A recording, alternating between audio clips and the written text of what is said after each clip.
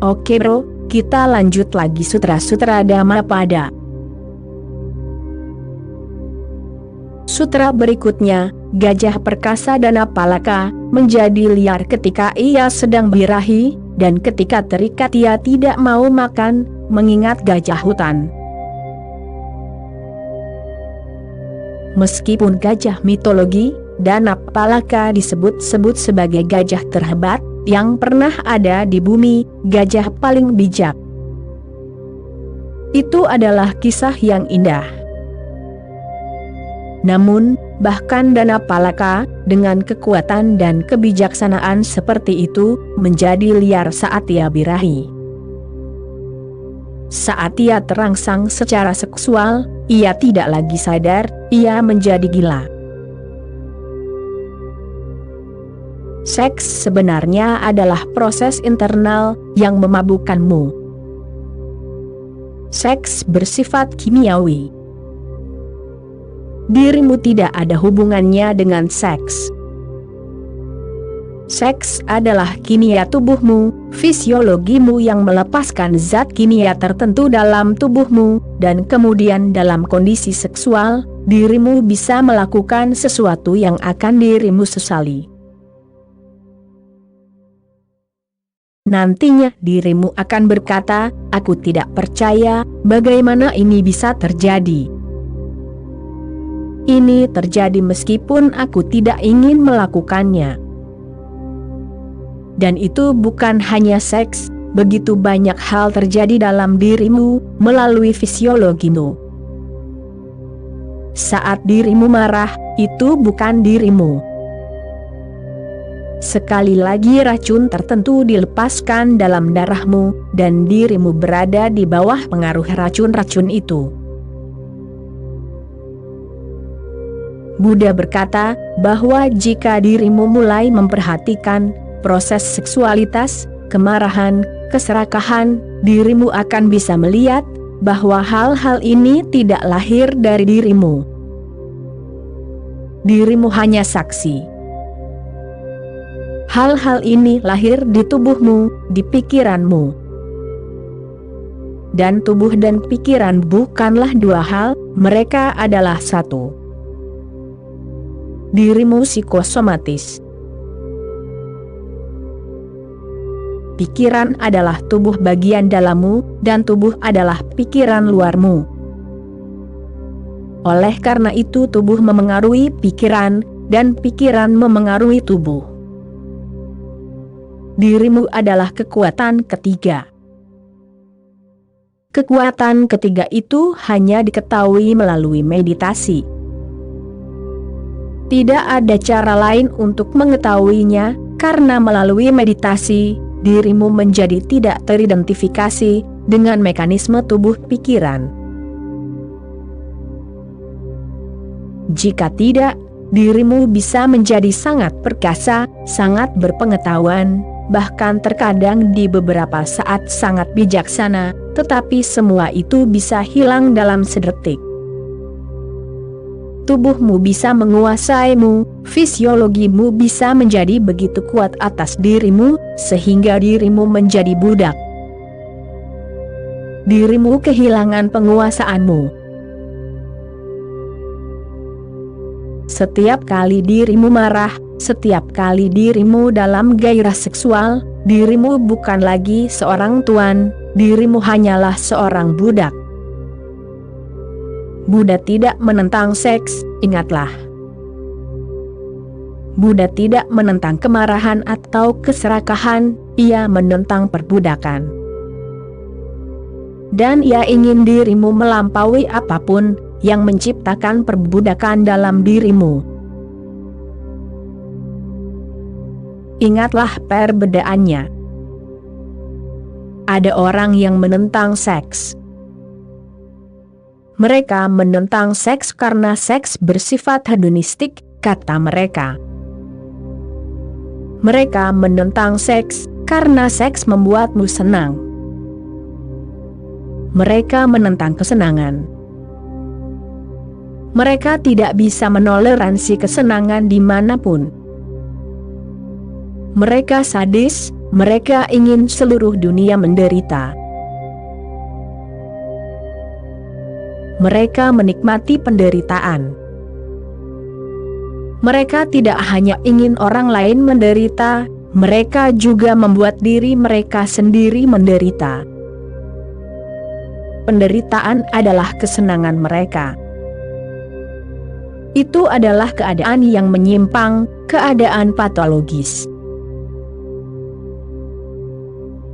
Buddha tidak menentang seks karena seks memberimu kesenangan. Ia hanya mencoba membuatmu sadar akan fakta bahwa hal-hal inilah yang membuatmu terikat dalam semacam perbudakan batin. Dirimu adalah budak dari kimiamu sendiri, dirimu adalah budak dari fisiologimu sendiri, dan perbudakan ini harus dilampaui. Gajah perkasa dan Palaka menjadi liar saat ia birahi, dan saat terikat ia tidak mau makan, mengingat gajah hutan. Ketika ia berada di bawah pengaruh seksualitasnya, ia tidak bisa makan. Ia hanya memikirkan gajah hutan, ia memikirkan gajah betina.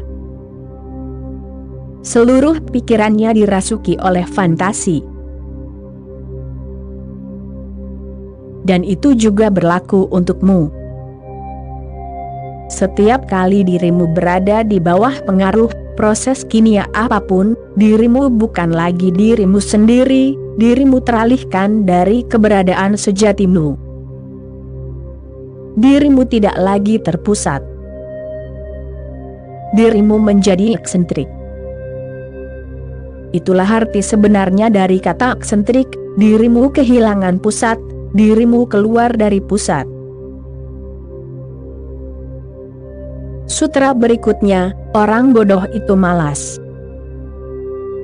Ia makan dan berguling-guling dalam tidurnya, seperti babi di kandang.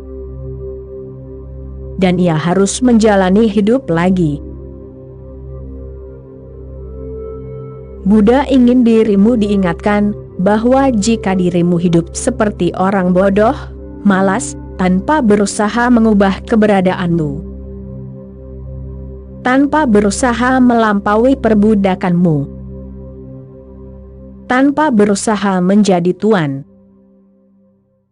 Jika dirimu hidup seperti orang bodoh, hanya makan dan berguling-guling dalam tidurmu, seperti babi di kandang, maka dirimu harus menjalani kehidupan bodoh yang sama lagi, dan lagi. Dirimu harus mengulanginya lagi. Padahal dirimu sudah mengulanginya berkali-kali, dan dirimu belum mengerti mengapa dirimu mengulanginya lagi dan lagi. Dirimu harus mempelajari pelajarannya. Pelajarannya adalah kebebasan. Jika dirimu tidak mempelajarinya, dirimu akan dikirim kembali ke sekolah yang sama, ke kelas yang sama lagi dan lagi. Itulah salah satu sumbangan terbesar spiritualitas India bagi dunia. India telah menyumbangkan beberapa hal. Ini adalah salah satu sumbangan yang sangat penting. Idenya adalah bahwa keberadaan adalah kesempatan untuk memahami, untuk melampaui, untuk menjalani perubahan radikal. Itu adalah sekolah. Kehidupan adalah sekolah. Jika dirimu belajar dengan benar, jika dirimu mendisiplinkan diri dengan benar, dirimu tidak akan kembali lagi, dirimu akan ada dalam universal.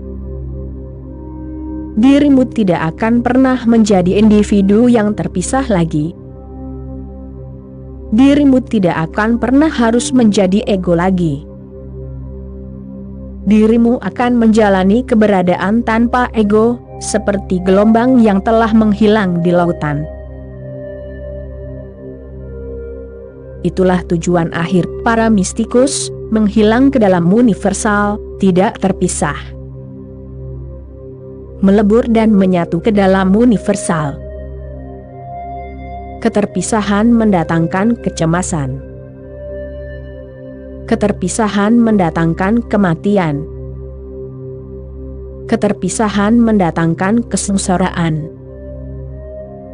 Kita sengsara karena kita merasa terpisah dari alam semesta. Kebahagiaan muncul setiap kali dirimu merasa menyatu dengan alam semesta. Ketika dirimu selaras dengan alam semesta, sukacita muncul.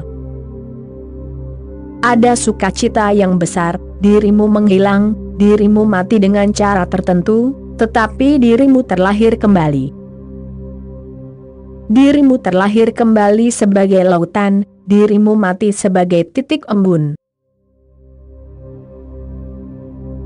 Tetapi jika dirimu tidak belajar dari pelajaran tersebut, dirimu harus kembali lagi. Kecuali dirimu belajar, dirimu harus mengulang proses yang sama. Sangat sulit untuk belajar, kita terus mengulang kesalahan yang sama lagi dan lagi. Mungkin dengan cara baru, dengan gaya baru, dengan alasan baru, tetapi itu adalah kesalahan yang sama. Perhatikan hidupmu, dirimu tidak membuat banyak kesalahan, dirimu telah membuat kesalahan yang sama, lagi dan lagi. Dirimu bergerak dalam lingkaran. Bagaimana dirimu akan belajar? Aku tidak menentang membuat kesalahan. Buatlah kesalahan sebanyak yang dirimu bisa, tetapi tolong setidaknya jangan membuat kesalahan yang sama 2 kali. Maka pasti akan datang pemahaman yang luar biasa bagi dirimu. Seseorang belajar melalui kesalahan, jadi tidak ada yang salah dalam kesalahan seperti itu. Kesalahannya adalah mengulanginya lagi dan lagi. Itu berarti dirimu tidak belajar apapun. Sepanjang hidupmu, dirimu telah marah. Apa yang telah dirimu pelajari darinya? Sepanjang hidupmu, dirimu telah cemburu. Apa yang telah dirimu pelajari darinya? Jika dirimu tidak belajar dari pengalaman-pengalaman ini, dirimu harus mengulang hidupmu lagi. Belajarlah dari setiap pengalaman, baik kecil maupun besar. Setiap kali dirimu cemburu, dirimu berada dalam api, hati dirimu terbakar, dan dirimu tahu apa yang dirimu lakukan pada dirimu sendiri. Dirimu tahu kesalahannya, tetapi dirimu mengetahuinya hanya karena orang lain mengatakannya. Itu bukan pemahamanmu sendiri, wawasanmu sendiri. Biarkan itu menjadi wawasanmu sendiri, sehingga lain kali situasi untuk cemburu muncul, dirimu bisa menertawakannya. Sehingga lain kali situasi yang sama muncul, dirimu tidak berperilaku dalam pola lama yang sama, dirimu bisa keluar dari pola lama. Bagiku, ini adalah sannyas, selalu keluar dari pola lama, selalu menjadi baru, selalu segar, muda, belajar. Maka seluruh hidupmu akan mengajarkanmu sesuatu yang sangat berharga. Dan dirimu akan bisa meninggal dalam keheningan yang mendalam, kedamaian, sukacita. Maka tidak ada jalan kembali. Maka dirimu menjadi bagian dari keseluruhan. Itulah nirwana, itulah moksha. Dalam agama-agama barat, tidak ada kata yang bisa menerjemahkan moksha atau nirwana. Dalam agama-agama barat, Kristen, Islam, Yudaisme, hanya ada dua kata, neraka dan surga. Dalam agama-agama India, ada tiga kata, neraka, surga, dan moksha. Neraka tidak berarti apa-apa selain kesengsaraan. Itu adalah keadaan psikologis kesengsaraan, keadaan negatif, keadaan kegelapan, kesepian total. Dan surga adalah sukacita, kebahagiaan, kesehatan, cahaya. Tetapi ada kata ketiga, moksha. Moksha berarti kebebasan, kebebasan dari surga dan neraka, kebebasan dari rasa sakit dan kesenangan, karena rasa sakit mengikatmu sebanyak kesenangan mengikatmu. Rasa sakit mungkin rantai yang jelek, dan kesenangan mungkin rantai yang indah, dihiasi, mungkin terbuat dari emas, tetapi itu merantaimu. Neraka mungkin tempat yang miskin, dan surga mungkin tempat yang sangat kaya, tetapi kemiskinan dan kekayaan adalah dua aspek dari koin yang sama. Seseorang harus bebas dari keduanya. Bila dirimu terbebas dari keduanya, dirimu terbebas dari pikiran, karena pikiran hidup dalam dualitas surga dan neraka, kegelapan dan cahaya, kesengsaraan dan kebahagiaan, siang dan malam, hidup dan mati.